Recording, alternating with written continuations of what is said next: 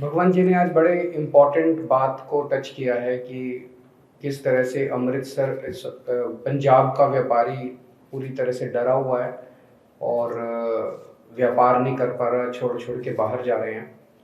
उसके पहले मैं दो तीन चीज़ें टच करना चाहूँगा। एक तो आज सुबह अमृतसर के मेयर रिंटू जी ने आम आदमी पार्टी ज्वाइन की है और मैं समझता हूँ कि उनके ज्वाइन करने से अमृतसर में आम आदमी पार्टी को बहुत मजबूती मिलेगी और मैं समझता हूँ कि उम्मीद करता हूँ कि अमृतसर के लोग सभी सीटों के ऊपर आम आदमी पार्टी को जिताएंगे।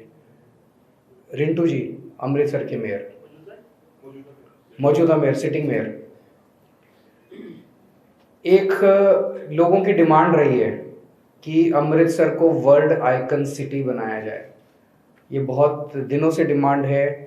मैंने और भगवंत जी ने भी इस पे काफ़ी चर्चा की और आज जब रिंटू जी ने ज्वाइन किया, वो इसके बारे में पहले से काफ़ी काम करते रहे हैं। तो आम आदमी पार्टी की सरकार आएगी तो पंजाब के लोगों के, और बताते हैं कि 1 लाख से ज़्यादा लोग रोज़ हाँ जी, हरमिंदर साहब जी के दर्शन करने के लिए आते हैं। तो और वीकेंड के ऊपर तो 1.5-2 लाख से ज़्यादा लोग आते हैं। तो ये वर्ल्ड आइकन सिटी अमृतसर को बनाने के लिए सभी कदम उठाए जाएंगे। एक मैं और भगवंत जी जब गांव-गांव में जा रहे हैं, पंजाब के अंदर अभी भगवंत जी ने बताया कि व्यापारियों को डरा रखा है। ना केवल व्यापारियों को, पंजाब के हर आदमी को इन्होंने डरा रखा है। पर्चा राज पूरे पंजाब में है। झूठे पर्चे करते हैं, बहुत ज़्यादा झूठे पर्चे करते हैं, डराते हैं। मतलब माहौल ऐसा है कि कोई पत्रकार किसी से जाके अगर पूछता है भाई किसको वोट दोगे, लोगों को बताने में डर लग रहा है। कहते जी पर्चा हो जाएगा, हम साइलेंट वोट देंगे, पर्चे। लोग मुंह खोलने में लोगों को डर लग रहा है। झूठे पर्चे व्यापारियों के ऊपर, जनता के ऊपर कियो में, ये जितने पुराने पर्चे इन्होंने कर रखे हैं, झूठे पर्चे जो कर रखे हैं, वो सारे पर्चे कैंसिल किए जाएंगे। जनता के मन से डर निकाला जाएगा। जनता खुशहाल रह के अपना परिवार पाल सकती है, अपना काम धंधा कर सकते हैं। ये पर्चा राज बंद किया जाएगा। व्यापारियों के लिए खास तौर से मैं कहना चाहता हूँ, व्यापारी भी बहुत ज़्यादा डरे हुए हैं। एक डर है इस पर्चा राज का, उनके ऊपर भी बहुत झूठे पर्चे हैं, अनाप शनाप पर्चे हैं, एक्सटॉर्शन है। उनसे इतने पैसे दे दो नहीं तो ये कर देंगे, इतने पैसे दे दो नहीं तो आपके ऊपर ये रेड मार देंगे। गुंडा टैक्स, जो टैक्स, पता नहीं किस किस नाम से पूरे पंजाब के अंदर जो है वो फिरौती ली जाती है। इस सब को बंद किया जाएगा। व्यापारियों के मन से डर निकाला जाएगा। आज व्यापारी बहुत डरा हुआ है, उनसे हम अपील करना चाहते हैं कि चिंता मत करो। बस कितने 20 दिन रह गए, और हाँ सर, 20 16 दिन, आज 16 हो गई, 20 दिन और 22 दिन और रह गए।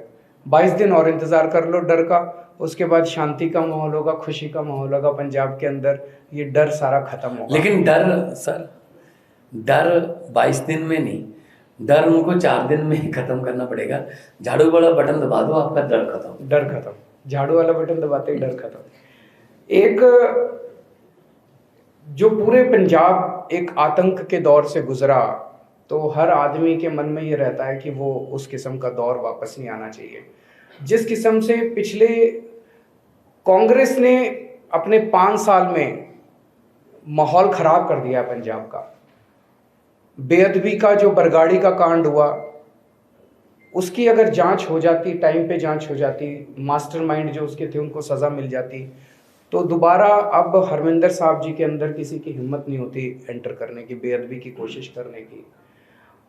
लुधियाना के अंदर बॉम्ब ब्लास्ट हुआ, मॉड बॉम्ब ब्लास्ट का आज तक क्या हुआ किसी को नहीं पता चला। तो कांग्रेस, ऐसे लगता है जैसे जो भी मास्टरमाइंड हैं इन सारी घटनाओं के, ऐसे लगता है जैसे कहीं ना कहीं कांग्रेस मिली हुई है, या कांग्रेस ने 5 साल हो गए, कांग्रेस ने जांच क्यों नहीं कराई। सर, कल राहुल गांधी का जो बयान था वो बहुत ही खतरनाक था। बिल्कुल बीजेपी वाला बयान था कि अगर पंजाब में कांग्रेस की सरकार ना बनी तो पंजाब में दोबारा आग लग जाएगी। बट दैट मीन्स, इस तरह के खतरनाक बयान ये लोग दे रहे हैं। हम पंजाब के व्यापारियों को, जनता को ये आश्वासन देना चाहते हैं कि केवल और केवल आम आदमी पार्टी की सरकार आपको एक सुखी, शांत और भाईचारा कायम करने वाली सरकार दे सकती है। व्यापारियों को अब किसी भी अफसर से और किसी भी नेता से डरने की जरूरत नहीं होगी। कोई अफसर आपको नहीं डरा सकता, कोई नेता आपको नहीं डरा सकता। पहले दिल्ली में भी माहौल था कि अफसर जाते थे, हफ्ता लेके आते थे, महीना लेके आते थे, पैसा ऊपर तक पहुंचता था। दिल्ली में ये बिल्कुल बंद कर दिया।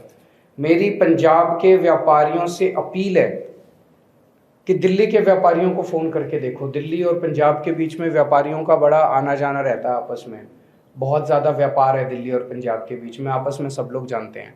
दिल्ली के व्यापारियों को फ़ोन करके देखो कि क्या केजरीवाल की सरकार में आपको अफसरों को पैसे देने पड़ते हैं, और फिर यहाँ पे आप डिसाइड करो कि आप हमें वोट दोगे या नहीं दोगे। दिल्ली के अंदर हमने रेड राज बंद कर दिया, दिल्ली के अंदर हमने इंस्पेक्टर राज बंद कर दिया। इसी तरह से यहाँ पे व्यापारियों को हम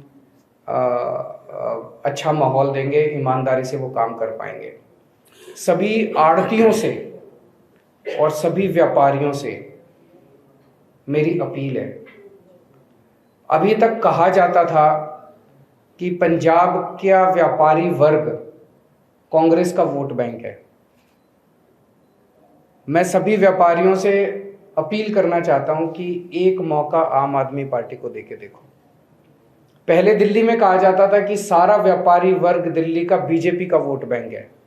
आज 5 साल के 7 साल के बाद दिल्ली का सारा व्यापारी आम आदमी पार्टी का वोट बैंक हो गया। हमने उनका दिल जीता है। सारे व्यापारी दिल्ली के आज आम आदमी पार्टी को देते हैं, आम आदमी पार्टी के वोट बैंक है। पंजाब में कहा जाता है कि व्यापारी कांग्रेस का वोट बैंक है। मैं सारे व्यापारियों को कहना चाहता हूं, हाथ जोड़ के अपील करना चाहता हूं, एक मौका दे के देखो आप। हम आपका दिल जीत लेंगे 5 साल में, आपकी सारी समस्याओं का समाधान करेंगे। मसले बहुत हैं, केवल इंस्पेक्टर राज और रेडर, मसले बहुत हैं व्यापारियों के। आपके सारे मसले भगवंत मान जी पर्सनली आपके साथ बैठेंगे और सारे मसले आपके हल करेंगे। अभी तक व्यापारियों से हिस्सा मांगा जाता था, हमारी सरकार में व्यापारियों को हिस्सेदारी दी जाएगी। व्यापारी हिस्सेदार बनेगा। व्यापारियों को हमने खूब तवज्जो दी है अपने। कोई पार्टी ऐसी नहीं है जिसने मैंने पर्सनली, मैंने और भगवंत जी ने दोनों ने बैठ के पर्सनली 8 टाउन हॉल किए हैं, व्यापारियों की समस्याओं को समझाए। और लास्ट में एक खुशखबरी आपको देना चाहता हूँ। चन्नी जी ने 3-4 दिन पहले कहा था कि भगवंत मान जी धुरी सीट से 20,000 वोट से हार रहे हैं। कल मैं धुरी होके आया, मैंने कहा मैं भी थोड़ा सा समझ के आता हूँ कि क्या माहौल है। तो धुरी के लोगों ने खुद मेरे को कहा, मैंने कहा भाई तुमने 2014 में जब ये एमपी के लिए चुनाव लड़े थे, तो 2014 में धुरी उन्हीं की एमपी सीट में आता है, तो एमपी उस सीट से इनको 36,000 की लीड मिली थी। 2019 में इनको 32,000 की लीड मिली थी। कल मैंने जनता से पूछा, भाई चन्नी साहब कह रहे हैं 20, बोले जी इस बार इनको 51,000 का शगुन देंगे, 51,000 वोटों से हम भगवंत मान को जिता के भेजेंगे। तो चन्नी साहब समझ लें कि वो अपनी दोनों सीट थोड़ा संभाल लें, दोनों सीटें हार रहे हैं। अभी भी सर्वे में, डेली सर्वे एक और खुशखबरी मैं देना चाहता हूँ। कल मैं भदौड़ गया था, वहाँ से लोगों ने कहा कि हम 51,000 से चन्नी साहब को हराएंगे। तो 51 का शगन जो है ना, दोनों तरफ है, वो दोनों तरफ जा रहा है। और एक बात व्यापारियों को,